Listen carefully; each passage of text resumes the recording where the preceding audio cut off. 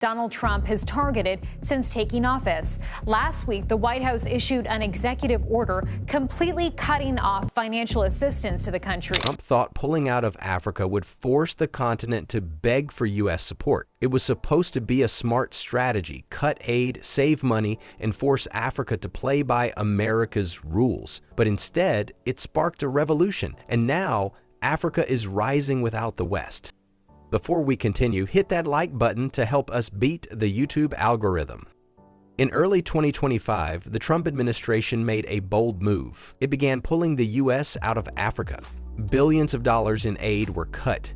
Key military bases in places like Niger and Djibouti were shut down or scaled back. Development programs, including those run by USAID, lost funding or were redirected. President Trump said this was about putting America first by cutting costs and focusing on issues at home instead of spending on foreign commitments. For years, the U.S. had a noticeable but limited role in Africa. American military forces helped fight terrorism in the Sahel, and aid money supported education, health, and development projects. Diplomatically, the U.S. tried to counter growing influence from countries like China. But all of this came at a high cost and mostly delivered underwhelming results.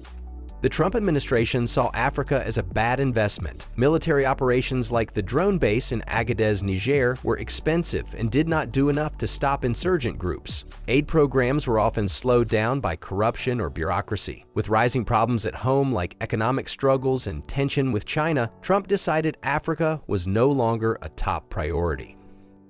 The logic behind this move was simple. Trump believed African countries should take charge of their own problems, from terrorism to poverty. The plan was clear: step back and make African countries feel the pressure of going it alone. In theory, this would create a power vacuum and push African leaders to ask for help again, this time on U.S. terms. It was part of a bigger America First approach that focused on saving money and pulling back from global commitments. He thought that by stepping back, African governments would rush to rebuild ties with the U.S. on American terms. But that did not happen.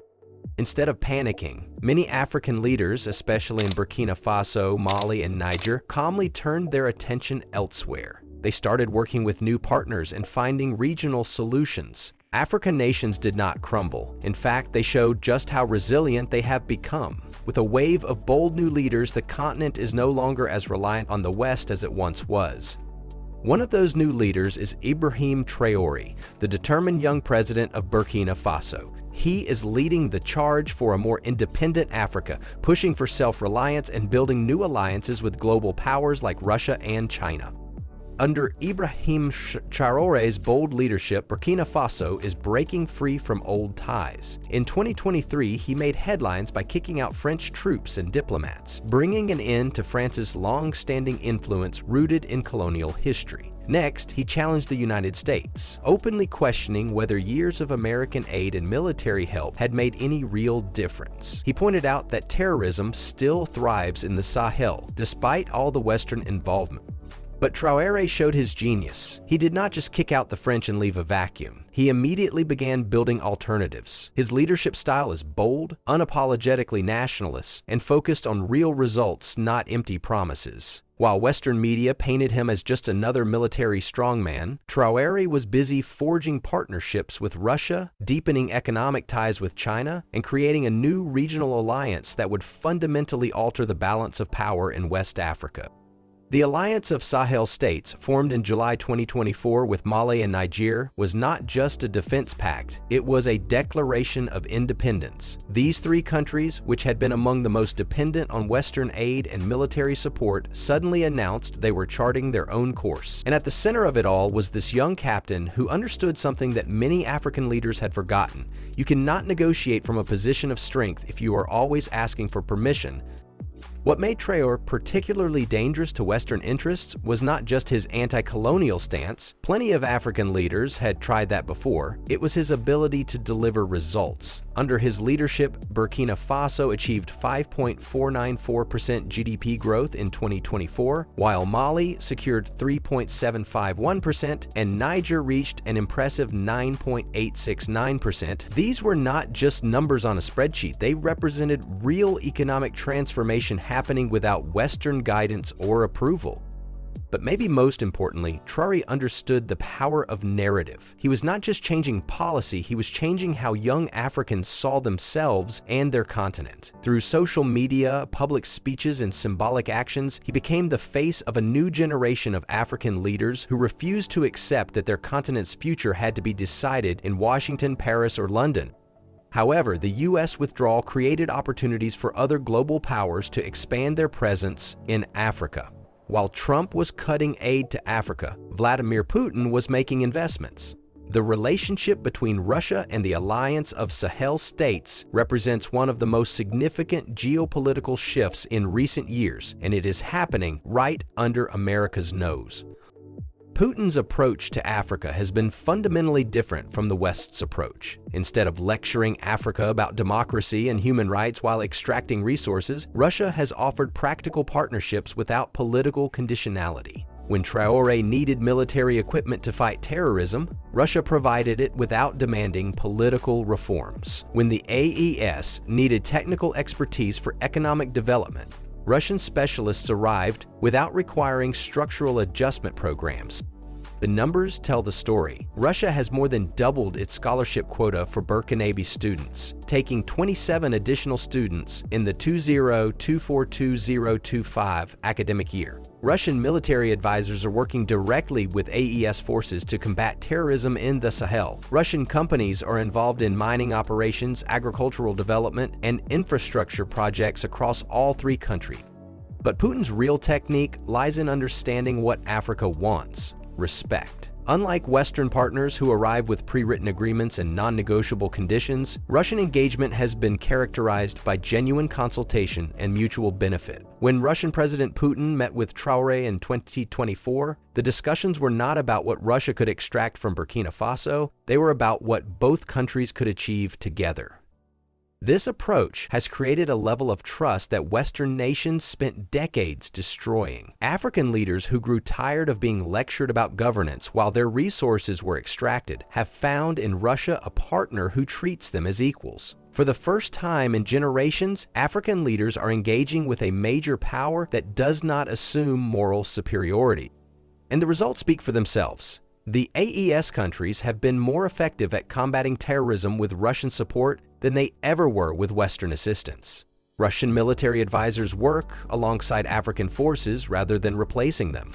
Russian companies operate as partners rather than exploiters. Russian diplomats consult rather than dictate.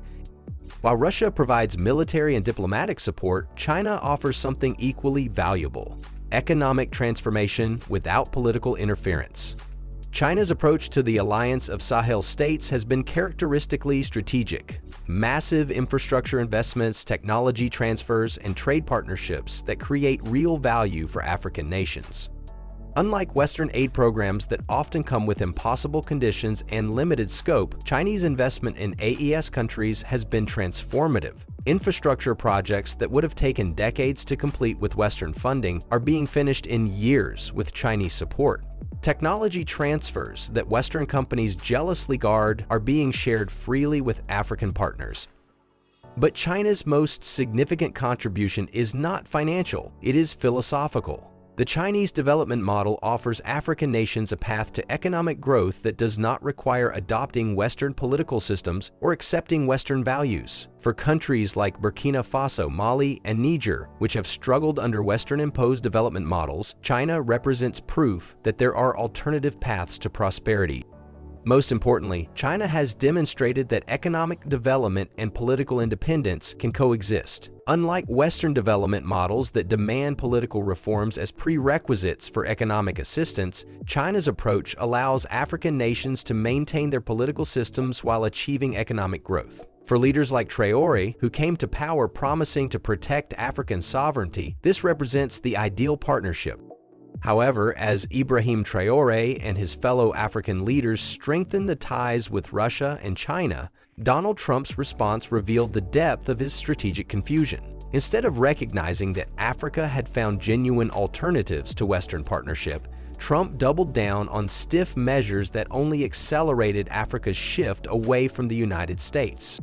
The Trump administration's decision to disengage from Africa was based on a fundamental miscalculation, the belief that the continent depended on U.S. support for its stability and growth. In reality, America's contributions, while significant, were often limited in impact. Military training programs such as those conducted under the U.S. Africa Command, AFRICOM, failed to stop the spread of insurgencies in the Sahel. Development aid, while generous, was frequently undermined by local corruption or misaligned priorities. The executive order completely cutting off financial assistance to Africa was not just cruel, it was strategically absurd. At the exact moment when African nations were deciding between Western partnership and alternative arrangements, Trump made the choice easy. By withdrawing aid without offering anything in return, he essentially told Africa that America had nothing valuable to offer. Trump believed that Africa needed America more than America needed Africa, and that withdrawal of aid would force African nations to negotiate from a position of weakness. Instead, he discovered that Africa had been building alternatives for years, and his withdrawal simply accelerated their implementation. Countries like Burkina Faso did not view the U.S. departure as a loss, but as an opportunity to pursue alternative partnerships. Even traditional U.S. allies, such as Kenya and Ghana, have diversified their relationships, engaging with China, India, and Gulf states to stand against American unreliability. The timing could not have been worse. As Trump was cutting aid to Africa, Putin was increasing scholarships for African students. As American military advisors were being withdrawn, Russian specialists were arriving. As Western companies were pulling out of projects, Chinese firms were expanding their operations. Trump's retreat created opportunities that America's competitors were eager to fill. Even more damaging was Trump's apparent inability to understand the psychological impact of his actions. African leaders who had spent years building relationships with American counterparts suddenly found themselves persona non grata in Washington. It has made them see America's commitment to Africa as conditional and temporary, dependent on the impulse of individual presidents rather than strategic national interests. The response from African leaders was swift and decisive. Rather than pleading for America's return, they accelerated their partnerships with Russia and China. Trade agreements were signed, military cooperation agreements were expanded, and infrastructure projects were fast-tracked. Africa did not just survive America's withdrawal, it used it as an opportunity to build more reliable partnerships.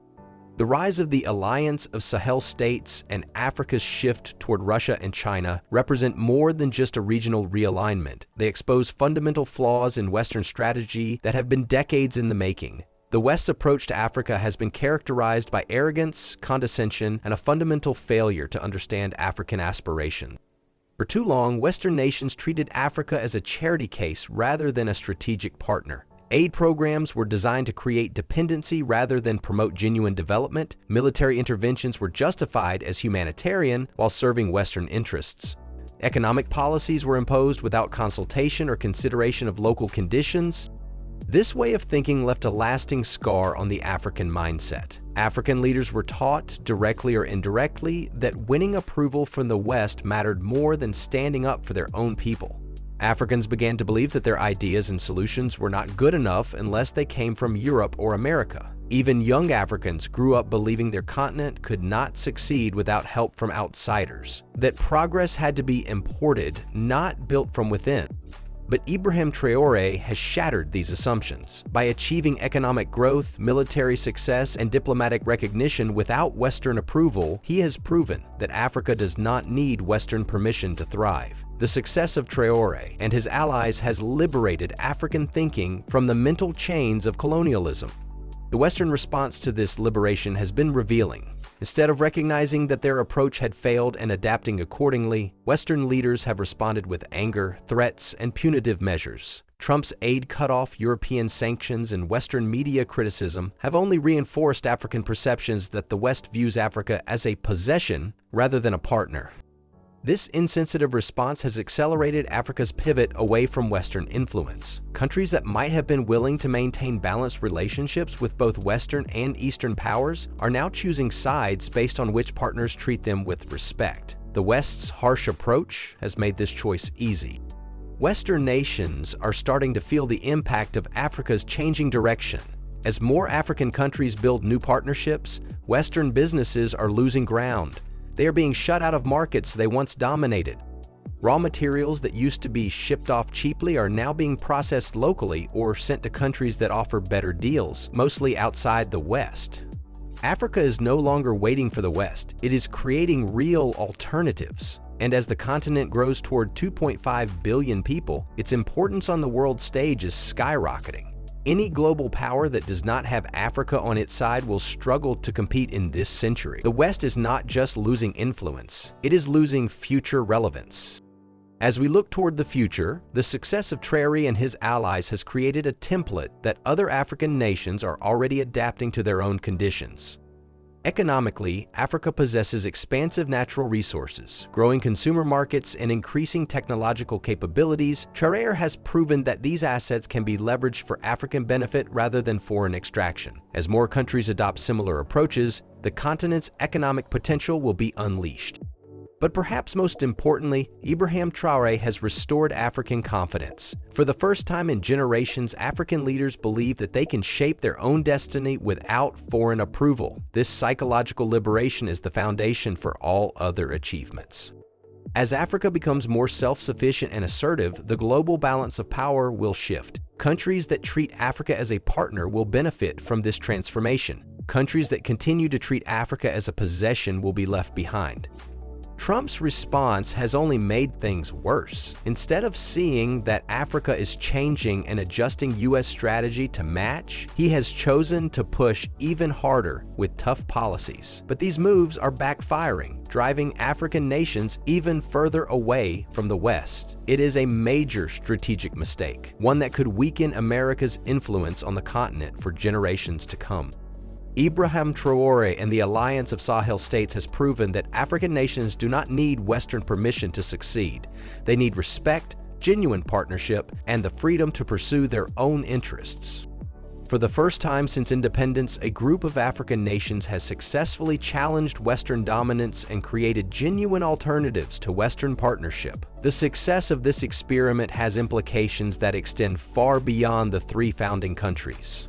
Trump's response to these developments has been everything that's wrong with American foreign policy: arrogant, punitive, and strategically counterproductive. Instead of recognizing that Africa was changing and adapting accordingly, he has chosen to punish African nations for daring to have options. This approach has only accelerated Africa's pivot toward Russia and China. The irony is that Trump, who prides himself on making deals, has walked away from the negotiating table at precisely the moment when Africa was becoming a more valuable partner. The continent that he dismissed as unimportant is on the verge of becoming home to 2.5 billion people and some of the world's fastest-growing economies. In geopolitics, being ignored is worse than being opposed. Trump's decision to pull back from Africa has not caused a wave of protests. It has been met with quiet indifference. African leaders are not wasting time criticizing the U.S. They are simply moving on, building new partnerships, and shaping their own future. And that quiet shift carries serious weight. It signals that America is no longer central to Africa's story, and that has huge consequences for U.S. global power. America used to help shape Africa's narrative. Not anymore. For decades, the U.S. influenced African politics and priorities through aid, diplomacy, and media. But now, African voices are taking control. Local news platforms, social media, and influencers are redefining what matters on the continent. Leaders like Ibrahim Traore are tapping into this momentum, using regional platforms to push for sovereignty and self-reliance. Meanwhile, the U.S., once the loudest voice in the room, is becoming an afterthought. This is not just an African shift, it is a global realignment. As Africa draws closer to countries like Russia and China, the effects are being felt worldwide. New alliances like the expanding BRICS group are rising as real alternatives to Western institutions like the IMF and World Bank. This is not just about trade, it is about power. Africa's shift is challenging the old world order, and the U.S. is no longer calling the shots. Can America regain its influence in Africa? Yes, but not by doing more of the same. Grand promises and strings-attached aid will not cut it anymore. African leaders want real partnerships, built on respect, consistency, and shared goals. The U.S. still has what it takes: resources, technology, and global experience. But it has to rebuild trust after years of shaky engagement and sudden withdrawals. What would it take? It starts with truly listening to what African nations need. That means backing homegrown initiatives like the African Continental Free Trade Area, AFCFTA, investing in infrastructure and digital transformation, and showing long-term commitment. It is about walking the walk, not just talking the talk. Whether Trump or any future president is willing to make that shift is the real question. Because without a change in mindset, America risks fading further into the background of a continent that's quickly becoming the center of the 21st century world. Trump's legacy in Africa will be one of strategic failure and missed opportunities. At the moment when Africa was deciding its future, he chose to be absent. History will remember him not as the deal maker who secured American interests in Africa, but as the president who handed America's most important future partner to its greatest competitor. Captain Ibrahim Traore and the Alliance of Sahel states have already won. They have proven that Africa does not need Western permission to thrive. The only question remaining is whether the West will learn from this demonstration or continue to be surprised by African success. The revolution has already begun. The only question is which side of history you want to be on. What are your thoughts on this shift? Should the U.S. seek to rebuild its relationship with Africa? Or has the continent moved too far forward? Share your thoughts in the comments below. If you want to see more content about Africa's rise and the changing global order, make sure to subscribe and hit that notification bell. Until next time, stay informed, stay engaged, and remember, the future is being written right now, and Africa is holding the pen.